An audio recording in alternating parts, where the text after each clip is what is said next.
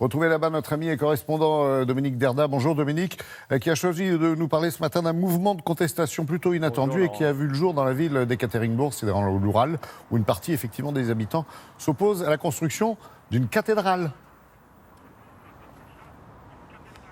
Oui, absolument, Laurent. Cette mobilisation d'une partie des habitants d'Ekaterinbourg, ni les autorités locales, ni le Kremlin ne l'avaient vu venir. Sans doute parce qu'ils imaginaient, parce que l'Église orthodoxe est très influente, très puissante en Russie, sans doute parce qu'ils imaginaient que ce projet de construction d'une énorme cathédrale allait passer, si vous me passez l'expression, comme une lettre à la poste. Et c'est tout le contraire qui s'est produit, non pas parce que les habitants, tout à coup, seraient devenus anticléricaux, absolument pas, mais simplement parce qu'ils tiennent absolument à défendre, à protéger l'un des rares espaces verts de cette grande ville industrielle. C'est ce que vous allez voir sur ces images. Les manifestations en Russie d'habitude ne durent jamais longtemps. Très vite, la police les disperse et embarque les contrevenants. Oser défier le pouvoir, même pacifiquement, c'est risquer de finir au poste et parfois même en prison. À Ekaterinbourg, au cœur de l'Oural, 3 jours durant, plusieurs milliers de manifestants ont bravé les forces de l'ordre pour s'opposer à la construction dans l'un des rares parcs de la ville d'une cathédrale de 66 mètres de haut, dont voici la maquette. C'est le seul espace vert où peuvent se promener et se détendre les habitants de ce quartier. Construire une église, c'est une bonne chose, mais on ne peut rien construire de bon sur des mensonges et de la violence. C'est contre ça que je manifeste. Là où j'habite, on n'a pas d'église. Pour aller à la messe, on est obligé d'aller dans un autre quartier. Personne chez nous n'a l'idée d'en bâtir une nouvelle, alors qu'ici, il y en a une tous les 2 pas. Depuis l'effondrement du régime communiste, l'Église orthodoxe a retrouvé l'influence qui était la sienne avant la révolution bolchevique. Vladimir Poutine ne manque jamais une occasion de montrer sa dévotion. Mais le président russe, cette fois, a bien senti que l'affaire risquait de prendre une dimension politique et que la contestation menaçait de s'étendre. À la télévision, il s'est empressé de calmer la colère qui montait.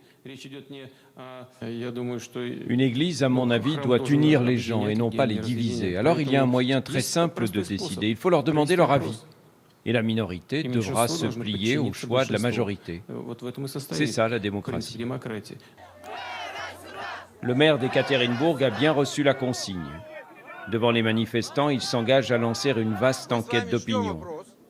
D'ici là, dit-il, les travaux de construction sont suspendus. Les opposants au projet ont remporté une première manche. Reste à savoir comment sera effectué le sondage et quel sera son résultat. Dites donc, Dominique, le pouvoir russe qui plie face à la rue, est-ce que ça voudrait dire que la cote de popularité de M. Poutine serait en train de s'effriter là-bas ? Oui, très clairement, Laurent, et ce mouvement d'humeur d'une partie des habitants d'Ekaterinbourg, il n'est ni le premier ni le seul en Russie. Ça a commencé l'été dernier à l'annonce de la réforme des retraites, une réforme très impopulaire en Russie.